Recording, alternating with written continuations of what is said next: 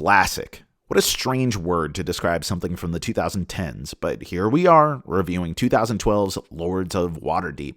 So what makes Lords of Waterdeep a classic? It's not the first worker placement, it wasn't the C-tier D&D artwork, and it wasn't the barely indistinguishable hidden roles.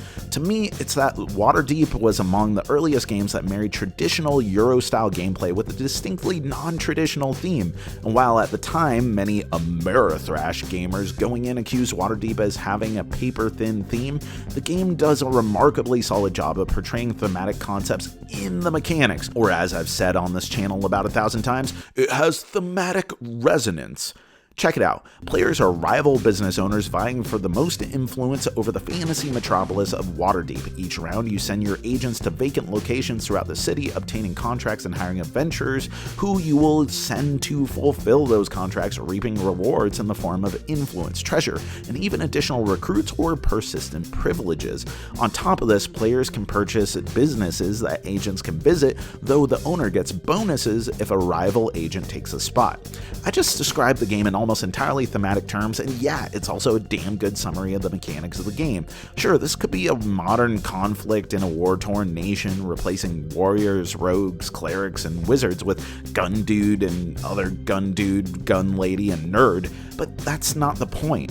Almost always, you're given just a little thematic nudge to imagine why this array of adventurers are needed for this quest, what benefits you're gaining out of it, and how this would help you firm up your hold over Waterdeep. But all this would be meaningless if it weren't also a really solid game. Sure, by modern standards, Waterdeep is a bit dry. You get your quests, get your peeps, spend your peeps, get your stuff, collect workers at the end of the round, and repeat. But it's fair and built like a brick, a perfect introduction to resource management and worker placement, concepts largely absent to games about chronomancers and owlbears and shit. Yet, it isn't without its flaws. The influence cards, while largely brilliant, have a subset called mandatory quests, which are played on other players, forcing them to fulfill that low-scoring quest before all else, which if timed right, can throw a real wrench in your game. It also doesn't have a lot of options in how you interact with the game, giving it a real narrow feel after a few plays.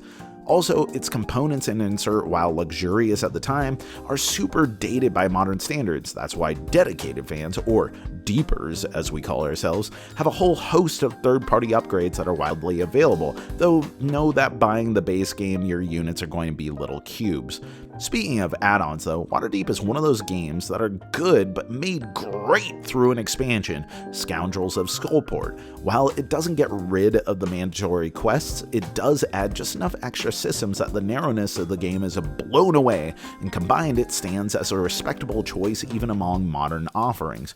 The true secret to Lords of Waterdeep is that it is accessible. With its light D&D theming, a simple rule set, and well-integrated thematic resonance, it exposed so many people to the world of abstract strategy gaming, while showing how tight, thoughtful mechanisms could be used to portray rich themes.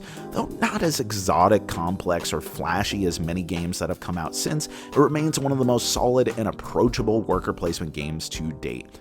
Oh, and I know I made fun of the artwork earlier, but this has the best city map on any board game out there. Come at me. If you enjoyed this video, we have all kinds of other reviews, interviews, and recommendations via writing, podcasts, and video here on our channel and website cardboardherald.com. Our content is audience supported, so if you want to show your support, please visit our Patreon. Thank you so much for watching.